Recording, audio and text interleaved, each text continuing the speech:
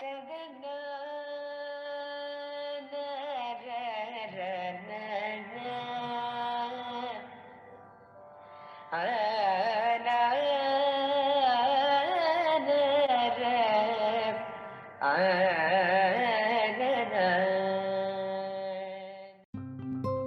a socially distanced world, Design United is an optimistic digital platform for collaborative design and connection. Design United was created in March 2020 during a period of intense lockdown and quarantine measures within the region. The aim behind Design United was to create an optimistic space for regional dialogue, connections, collaborations, and opportunities for young regional designers and design practices. A much needed network of support and peer mentorship during these uncertain times. Talented young designers and design studios working on design innovation with an approach that is relevant to our South Asian region have been invited to be a part of the platform.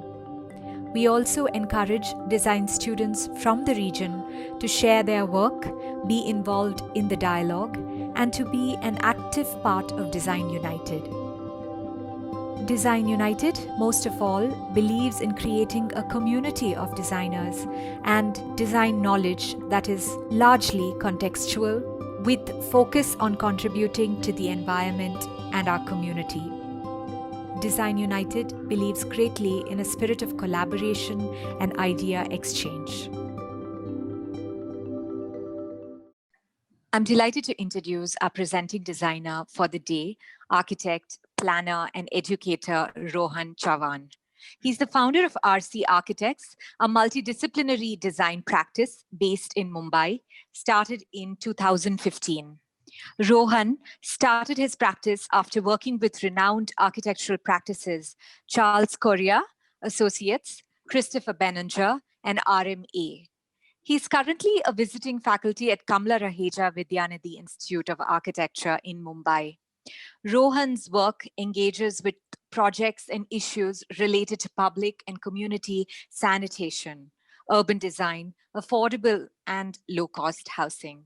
Welcome to Design Conversation, Rohan. We request you to please share your presentation. Thank you. Yeah, thank you, Varna. Thank you so much for the introduction. Okay, so thank you for the introduction and thank you for inviting me for the design conversations. So basically today I'm going to talk about the relationship between people, objects, and environment, and how that has influenced our projects that we've started since 2015. So what is important to me as architecture is the idea of interaction and opportunities that we create through spaces, and how do we foster a project around it and the relationships. So we started looking at like very basic ideas like in cities, what are the relationships between people and people, like how they kind of become important, or what are the opportunities that one can create. Or then people and objects, that relationship then becomes important because people inhabit cities and they use the elements of the cities to kind of engage with it. And then the environment also becomes very important. Either it is a pavilion or people are under a tree. So all these three elements kind of create like a very symbiotic relationship across. Then the other idea which was always there with me is this example of this Asiatic Society library, the steps. I mean, though they belong to the library, but they still become a part of the city in the sense that it transforms into an amphitheater, or forms like a backdrop for some kind of shoots, or even it becomes a place for performance. So that way, this idea of creating like a multi-use spaces becomes important in that sense. And that's where this example of the Swiss knife, which has various possibilities. So it's like a diverse in a way, and in a similar sense, we are also like diverse. Like we can perform so many activities with just two hands. We can read, write, eat, and this artwork we created for a campaign on social distancing, because that's what we are doing these days, like doing a lot of things within our houses just to kind of be socially distant. So that takes us to our first project. So I'll just play this video. The brief given by the NGO was pretty straightforward. They wanted a restroom for women and a WC for the handicapped.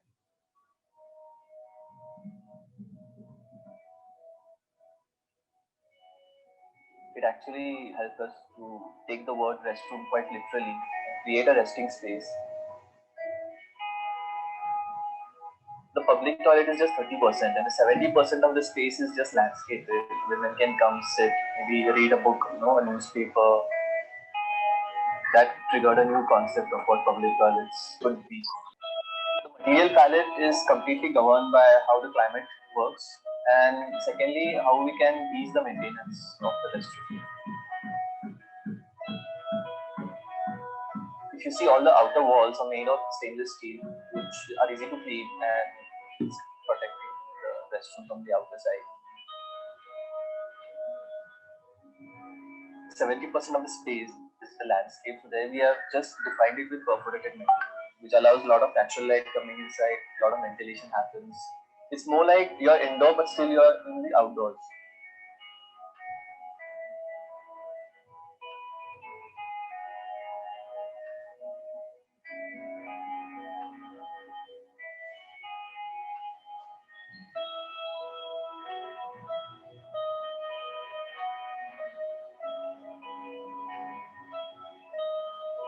Whole idea of this tree takes you back to the vernacular setting in the villages. Trees are always looked up as the best resting places. People like very casually go and sit under the tree and then they start chatting and then they spend hours. Earlier we had plans to plant trees and create a lot of landscape. The tree was already there. So we thought like why not build around it and then use the natural setting.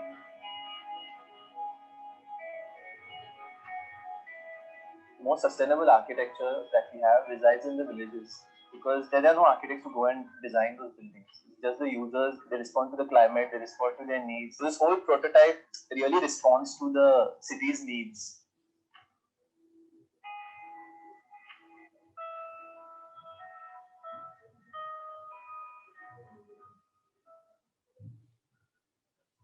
Yeah, so that was the first project where we tried to kind of intervene in the idea of opportunities and interaction. And this is a picture which clearly defines the problem that we were addressing.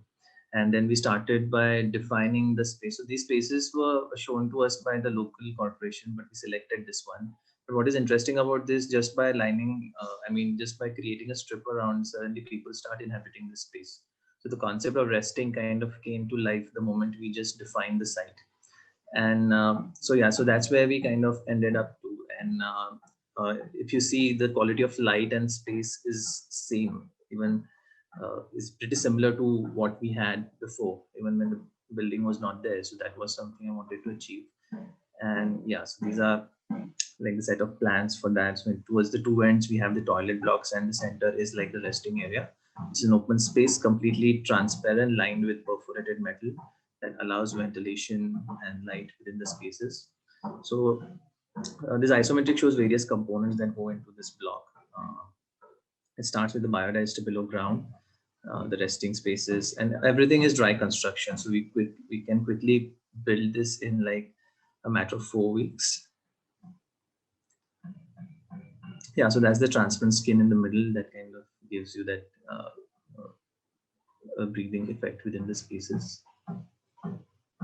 So the similar idea, then we used it to create another project called as a light pavilion. This did not get built. This was for the Indian Railways, but the principles were very similar. That we wanted to create like a breathing box, which will function as a toilet, and this was proposed on the platforms of on the Western lines. And we went ahead and created a family of restrooms because we thought like in cities you will get spaces from really small sizes to big lots. So that's where we thought of creating a variation in that. So we started from small, medium, large, and a big complex. The one that we saw is the large prototype.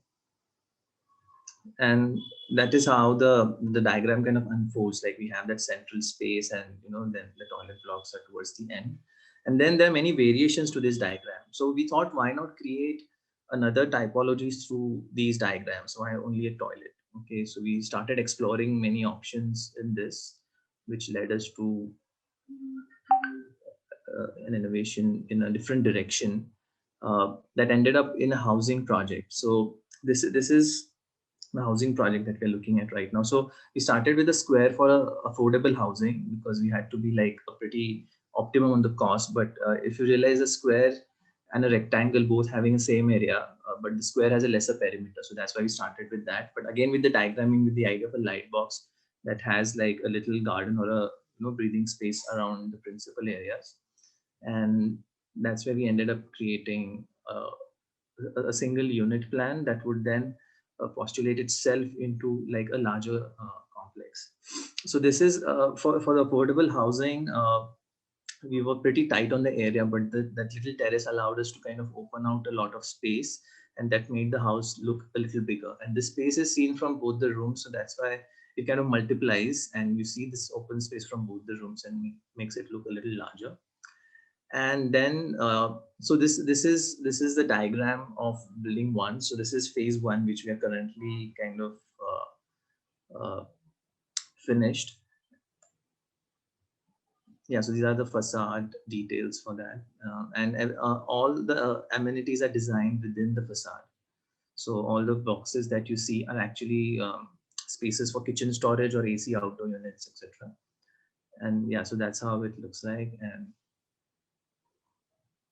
And these are the actual images. And we are in the last stage. I mean, just the painting work is remaining, but rest of the thing is done. But because of the pandemic, the sales were down, and then suddenly the work slowed down on site. But those are those orange areas which are like those actual gardens where people can kind of look out into, and which allows the space to kind of read larger than what it is. And then these are some shots of the corridor, the corridor that connects all these single units, which you can see the light filtering in these spaces. These are under construction images, not like properly shot. And then we use these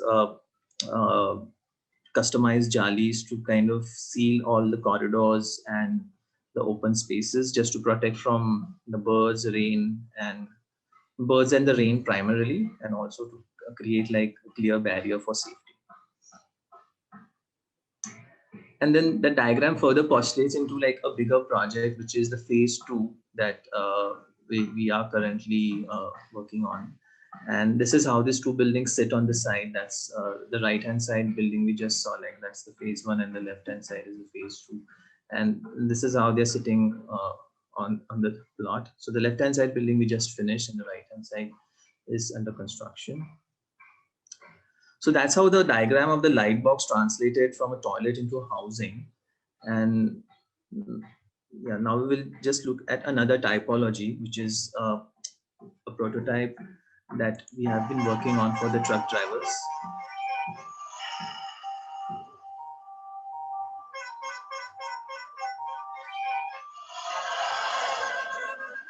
गाड़ी life में कुछ ठिकाना ना, आपको खाना मिलता है सही ढंग से, ना कहीं नहाने का स्टाइल मिलता है, लेकिन अपना कोई पेट पालने के लिए तो कुछ तो काम करना ही ना पड़ेगा।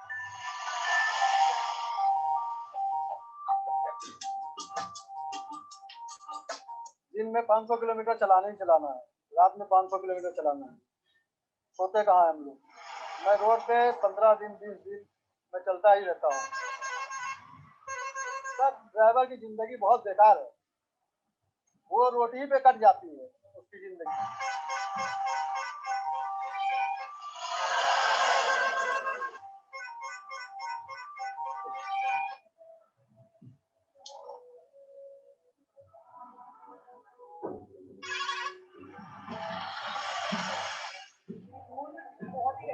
धूल मिट्टी से तो मतलब डेली नहाना है, पानी से नहाए या आदमी या ना नहाए, लेकिन धूल मिट्टी से डेली नहाना।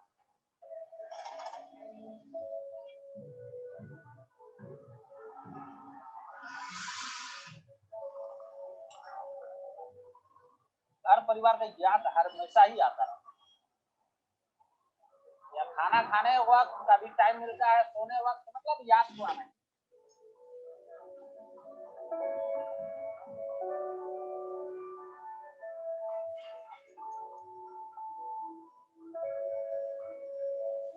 सबसे ज्यादा किसको मिस करते हो? माँ को, सबसे ज्यादा माँ। हमको हमारे बच्चों की और मम्मी की याद ज्यादा आती है। बाहर जब हम निकलते हैं तो मेरा ये घर परिवार सब यही है। हमारा घर परिवार वहाँ भी है और यहाँ आने के बाद यहाँ।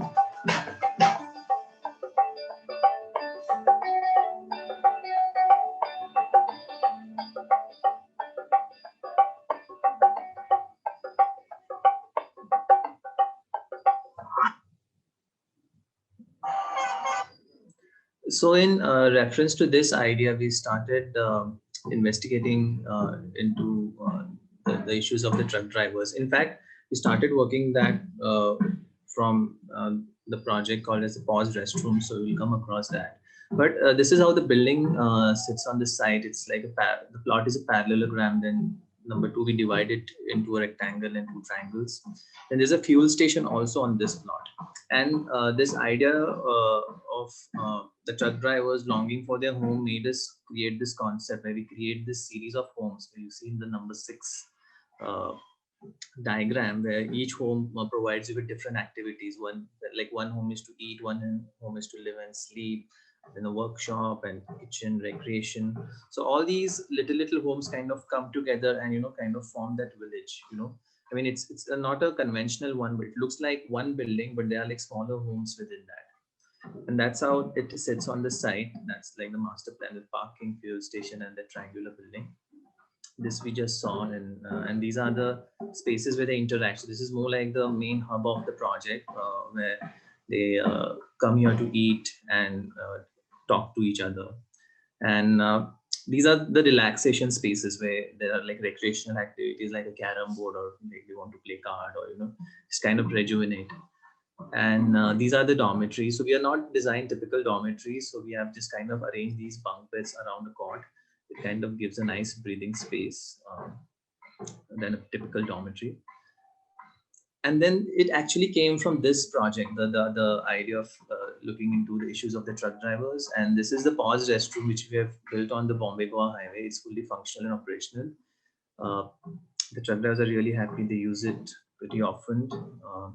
And there's things like these, like a grooming center. I mean, it's a very small thing, but it's very important for uh, the drivers because they don't have such facilities. And if they can stop here and just get a little haircut or a massage or rejuvenate and then again start their journey, it just kind of helps them, you know, in terms of their mental space. So you can avoid accidents on the highway, or they stay fresh throughout their journeys.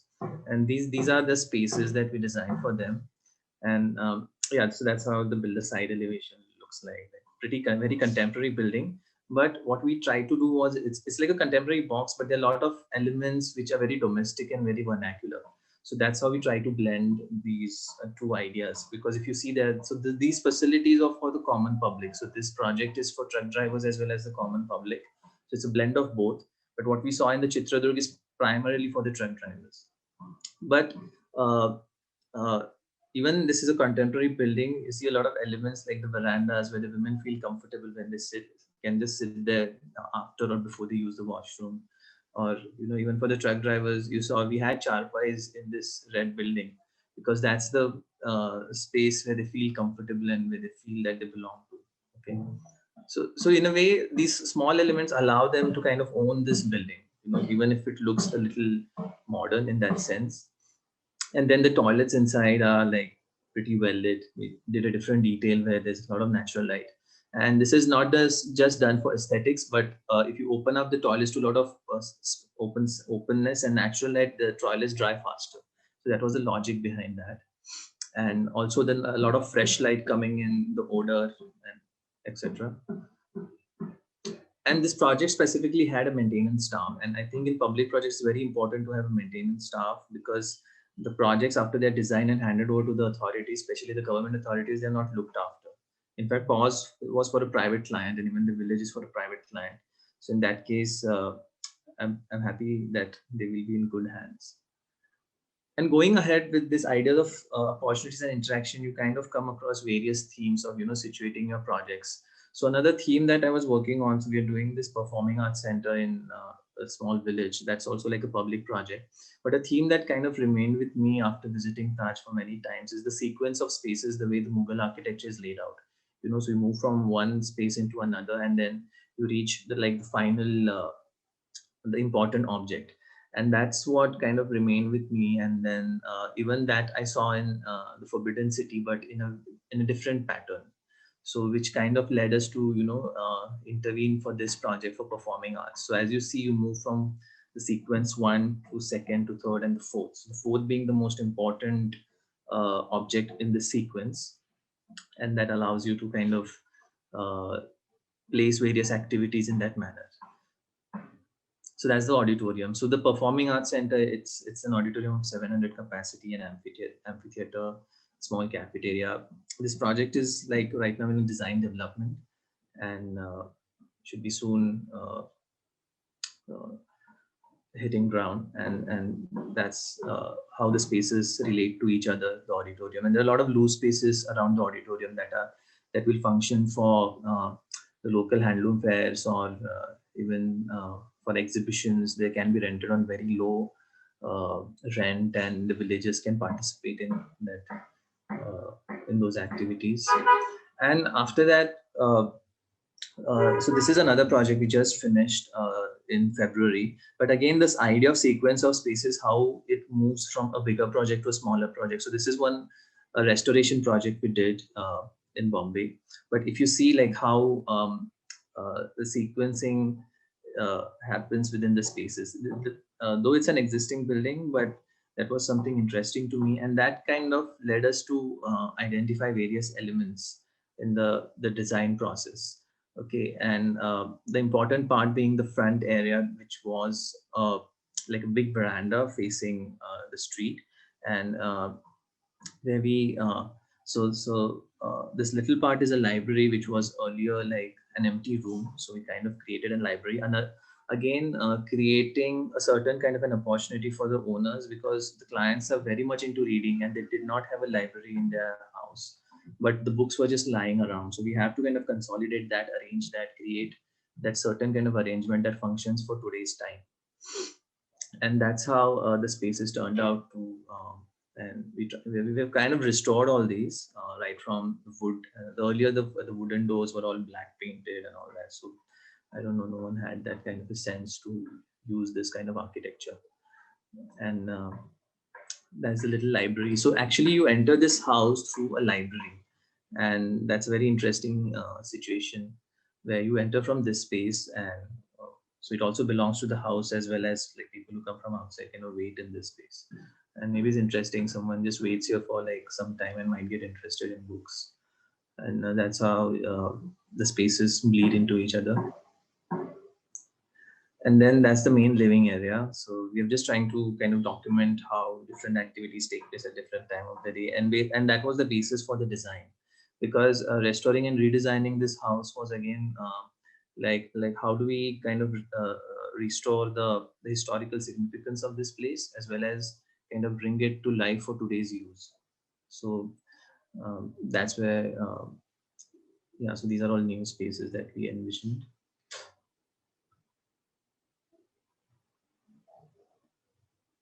And then the daughter's room. So I'm just showing you like a few parts of this house that I think are important. Otherwise, it will become too lengthy. So the daughter's room was pretty important in that sense because we have to design it for a particular demography, and yeah, that's where. Uh, like if you see in the plan, we placed the cupboard in a way that the bed got pushed towards the veranda. So the idea of again moving towards light and creating a very discrete kind of a cupboard and a wardrobe system. So here you see the wardrobe doesn't touch the ceiling; it just remains like 5 feet, and then we have that L-shaped configuration, and it's a very specifically designed cupboard, which if you can just read through the drawing, like number one says to hang clothes, folded clothes, towel, and then so everything is very organized. So the user knows which shutter to open to get what, and that's how it turned out to be. So that is the outer veranda, so where the bed kind of gets pushed towards, and yeah, so and then what happens is the moment that cupboard goes behind the bed, you get this entire room empty and to yourself, and then you can have like a lot of permutations and combinations of activities within this room. So then it kind of bleeds into the veranda that you see on the right hand side. Yeah, and this is the last project I'm showing for today. So this is another house we just finished. We have not shot it properly, but they're like the images are little this. But this is situated in a very semi-urban kind of a condition, and there are like two houses. This site is trapped between two houses, so the only source of light that we had was from the top. Uh, yeah, and that's where you see the exploded. So we have opened all the layers of the house just to show you the spaces inside. So then again, the idea of courtyard becomes important because we have to kind of have light on the ground floor. And if you see, we create this roof garden again, going back to that idea of creating opportunities and interaction for the owners of the house, so they can use this space based on seasons and activities. Kind of makes it pretty flexible in that sense. Yeah, and that's the section that takes you into the house. So we have termed this as the house with different roofs because there are many types of roofs that come together. So the spaces that are enclosed, we have shingles. The terrace is covered with lattice roof, and the ground floor has a roof which is built in sherwood. And the terraces are made orange just to kind of avoid them from getting dirty and also to reduce the glare of the sun. If there's a white wall, there's a lot of glare coming onto your eyes.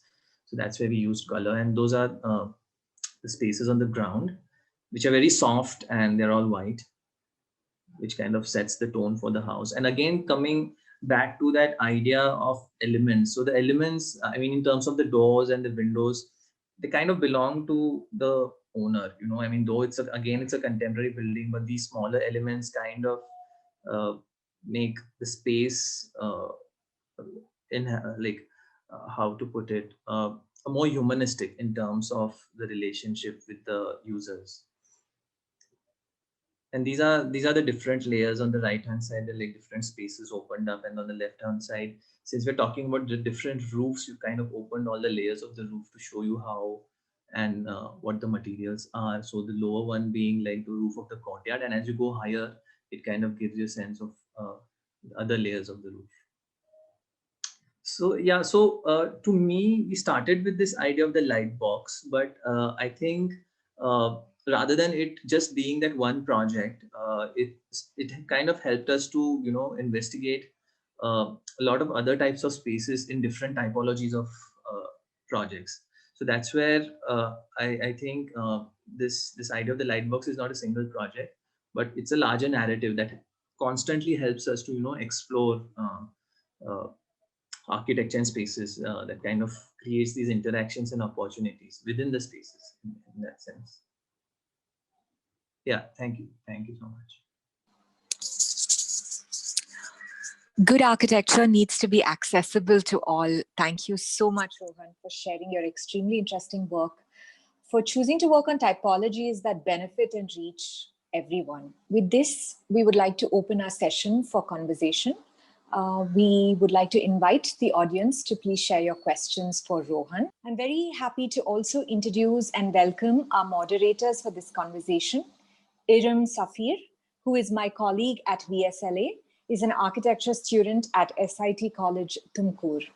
Iram is interested in landscape architecture, urban design, as well as sociology and theory of design. She is joined by Chandrabanu, a young architect who graduated from CEPT University, Ahmedabad last year. She's currently an assistant professor at CMR University. Welcome, Chandra and Iram. With this, we open out the session to conversation. Thank you. Yes. Thank you so much, Architect Rahul, for sharing your wonderful projects with us.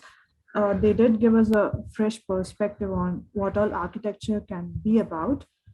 To discuss further, you had the experience of learning from renowned architects like Charles Correa, Christopher Benninger, and Rahul Mehrotra. So how has it influenced your practice? Yeah, so I was pretty fortunate to work with them, and see, in a way, you learn. Well, like working with these people, you kind of learn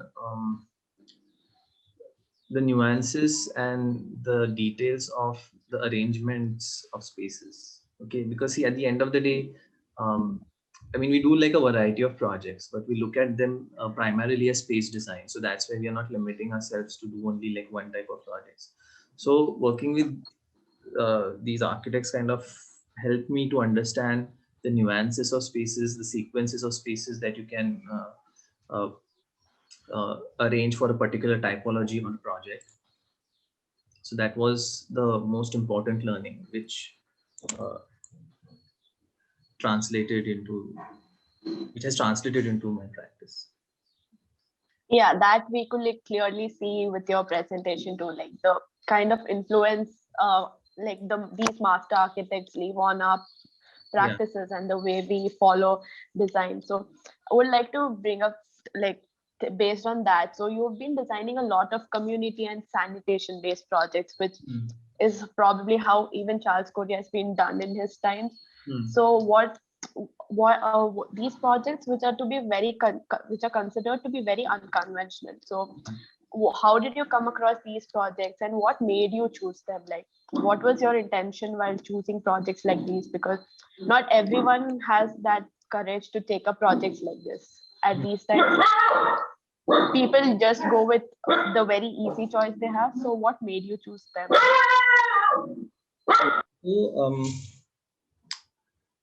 I mean, I'll be very honest with this. We did not, so in the initial days of our practice, we were not very choosy about the work that we do. So we were like trying to design what comes our way. Okay. And during that time, the restroom for women was something, so we didn't even know that this project is kind of going to be, done in such a manner. So we just started working, then we just started conceptualizing and looking at materials and all that. And then we ended up doing what we just saw today. So it was just like a very intuitive response to the problem that we started with. So we never said that we will just work on houses or we will just work on a particular typology. It was just a like a very what to say, like an immediate response to the problem. That was something we were trying to do.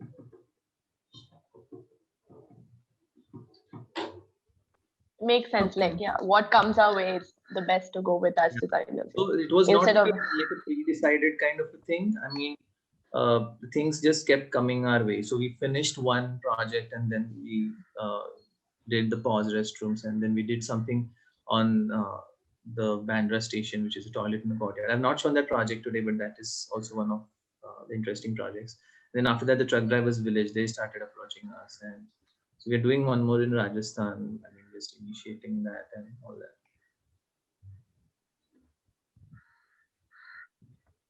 Okay.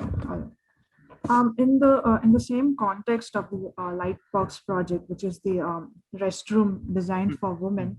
So in that, how were women and their perspectives integrated in the design development? And how different was it from designing for the general public or for any other toilet? See, the way women use spaces is a little different than the way men use. Okay, because you have to be like extra careful in terms of there should be a space for bag, or if there should be like a space for a kid or a child if she's accompanying any, or there should be a space to wait, like if she's waiting for someone to be picked up, you know. So these were like little things that we kind of anticipated and kind of envisioned, because for public projects you don't have like a single client, right? I mean, I think there's no client for public projects. You have to kind of create a vision and just put it out there in the city, you know, and if it works, it works. If it doesn't work, it doesn't work. It's like that. So we never had inputs from anyone on this, but we were trying to kind of anticipate a lot of things that went into this project. Like even if you see the plan inside the toilet, we have niches which says like place for bags, or like a place for babies or something like that. Yeah, like as you just now said, it's when it's public, we don't have a specific clientele or a user base. So how when it comes to practice, so how do you communicate your design for a public project, for a private project? What things go in, and what are the challenges you face when there are different sort of clients you're dealing with as a practice? Yeah, so see, as I said, there's one common thread between the private and public projects. So one, the idea of opportunities and the kind of relationship between the spaces that we are constantly trying to create. Okay, because the restoration that we did, the house that I showed you, I said like the clients were like very much into reading, but they did not have like a space or like a library. So we started designing from there, and then that's where that became a space, and then the extended veranda again became like a big reading space. And if that's the situation, then how the living room should behave, you know, and then how the other spaces should behave. So that is how the private projects, and for the public projects, um, no, sorry, I forgot your question. So I was just asking, when you're dealing with different sectors, public accommodates authorities, and there are a lot of people that are involved in public projects. And when it's a private project, it's a very small client base. Okay. So for public projects, so what we did, we were working with a lot of principles that we have set from the first project, and which are purely from the maintenance standpoint.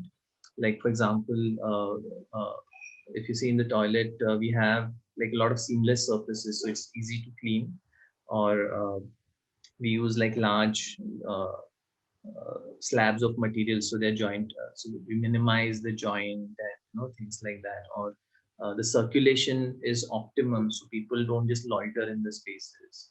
So we have to design for a very general condition, because if you see for public projects, the clientele is like the population of our country. You don't know who is going to use it. So there's so many clients, different clients. So we have to kind of create like a general situation for the public projects. But for private projects, you have to deal with 4 to 5 people. But as I said, at the same time, the relationships and the opportunities that we are looking at, they kind of go in both.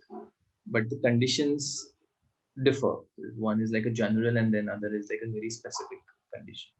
like I showed you the cupboard in that project. It was designed for just that one specific person. So that is the specificity of a private project, and in public project, it's more general, where spaces have a lot of possibilities.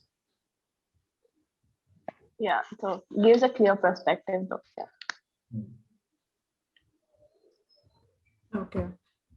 I mean, I had this question for a very long time, but you being an educator and a practitioner yourself, so how do you, I mean, according to you, how do both of these roles influence each other? No, it kind of feeds each other. No, so education, I mean, you're constantly interacting with students, and they have like it's like while teaching, we look at it as a practitioner, and while practicing, we kind of look at it from the academics point of view. That's how the concepts become more enriching, and they don't just remain at the level of being a building. They become something more than that, like an idea. Like, for example, the last project that we saw, the idea of the different roofs. I mean,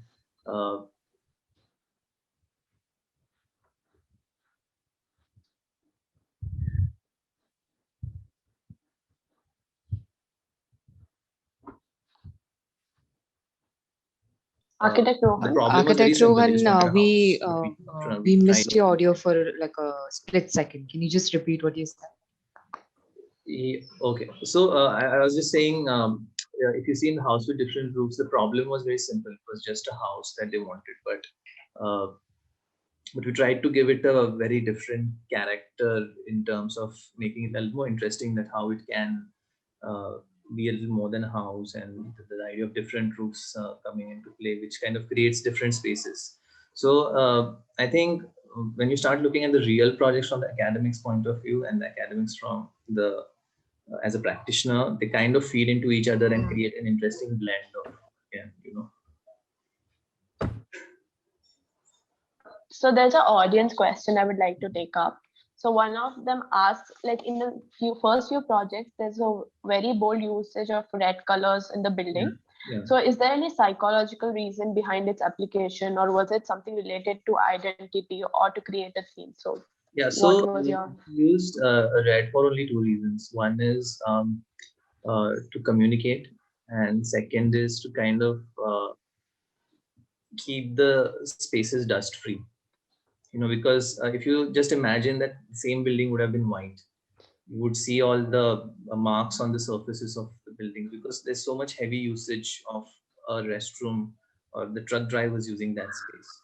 Now, on the red surface, if there is a patch of dust or like a little dirt, you will kind of neglect that because of the color. So that's how we kind of negotiate this use through this idea of color. And the first thing was to communicate. Like, visual communication was important, because this is situated on a highway, and highway, everyone is at a minimum of 80 kilometers an hour.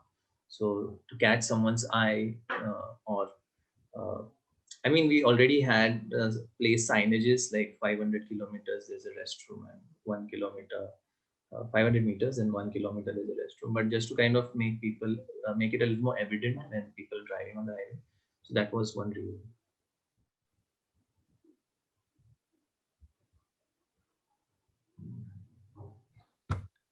Yeah, I hope that question is answered. And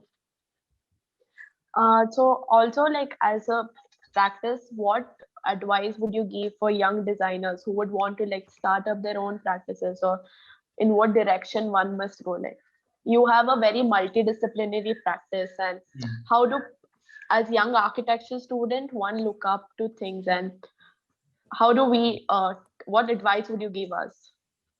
So to be honest, I'm still not reached the point to give an advice.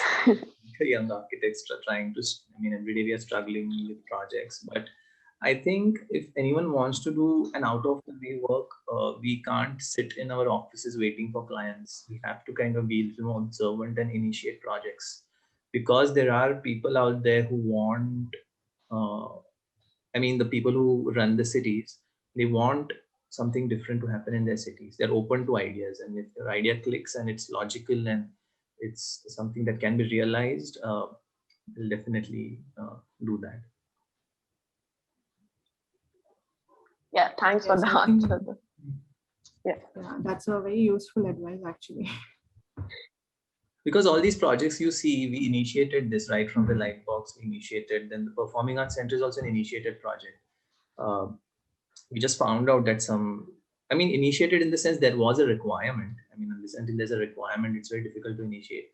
You cannot just go there and say, no, we want to do something like this. They'll say, no, come afterwards and all that. But yeah, so there was a requirement. That's how we could initiate.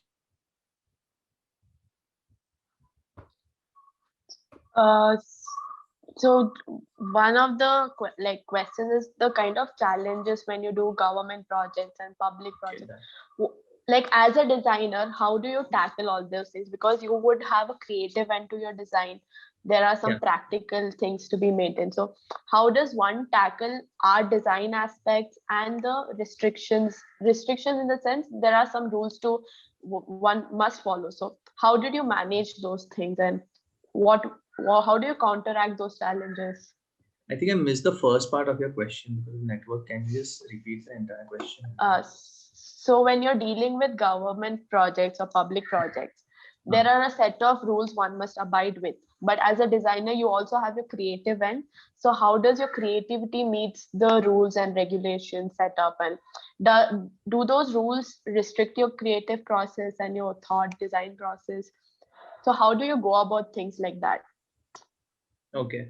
See, I'll be a little upfront with this question because I think it will be helpful for others who want to get involved into this. So working with a government project is the most easiest thing you can do. It's very easy, okay? Because they will never question your aesthetics or your design. They'll only ask about, okay, so how many toilets are there? Or, okay, how many seats you have, So those are the kind of conversations that happen with, on these government projects. On the contrary, the private projects become more difficult because you have to sit in the bylaws, and for the apartment that you're working on, you have to kind of be in the bylaws to kind of, get the projects approved and then get it built. Yeah. So it's basically, it gives a clear picture to it. Yeah, so the conversations with the government projects are a little, I would say, very basic in terms of the numbers. And if anything is going out of the way, they'll flag it. But at least in terms of numbers, and the budget is very important for the government project. So they'll give you this XYZ budget, and you have to work backwards with that, and then kind of come up with a solution.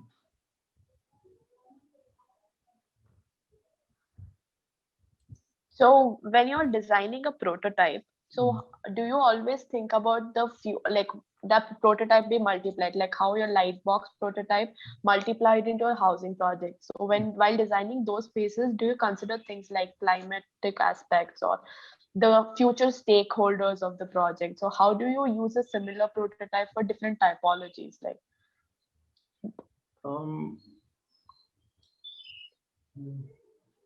Can you repeat it again? I think I missed some. Can you repeat? Okay, so I'm just trying to ask, your beginning of the presentation, you showed us your Lightbox prototype was multiplied into your housing, affordable housing project. So how do you multiply a different typology, like from a toilet design to a housing? So how do you scale them up, and what process that goes into it?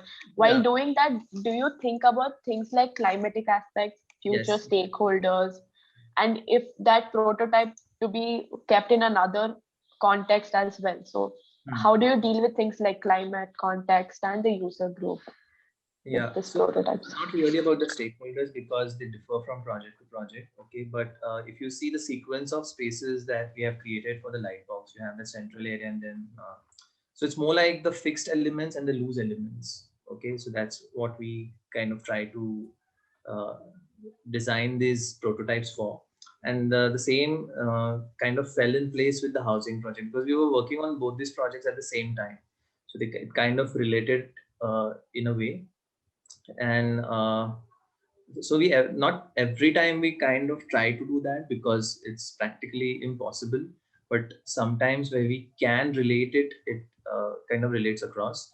And climatically, obviously, we try to use a lot of passive lighting and ventilation systems just to keep your spaces comfortable and intact. Or for example, the same light box prototype, if I have to keep it, let's say in Jaipur or somewhere, the materials will change, but the plan may not change. Okay, so climatically, it might be a little more sensitive to the place. Or if you saw the kind of variations that we have for that lightbox project, I showed some diagrams which were L shape, C shape. You know, there are various variations. It's just a arrangement and sequences of spaces that one looks at widely. Yeah. So yeah, that's it. So we will take thank you for all the audiences. We really have wonderful questions, and I guess most of them are addressed. So any remaining questions will be taken up on our social media. So it was nice talking to you, Architect Rohan. It really gave a large perspective in very unconventional typologies and how not to be picky and take what comes in our way. So a very fresh perspective. So thank you so much. Thank you so much. Thank you so much. During these difficult pandemic times of social distancing and isolation, we at Design United seek to create meaningful connections between emerging designers, mentors, students of design from across South Asia. Our thanks to Architect Rohan for sharing your wonderful work with us today, inspiring so many people. Our enthusiastic moderators, Iram and Chandra, the audience, DU, VSLA team, especially Lakshay, Clayworks team, have a good weekend. Please stay safe and take care.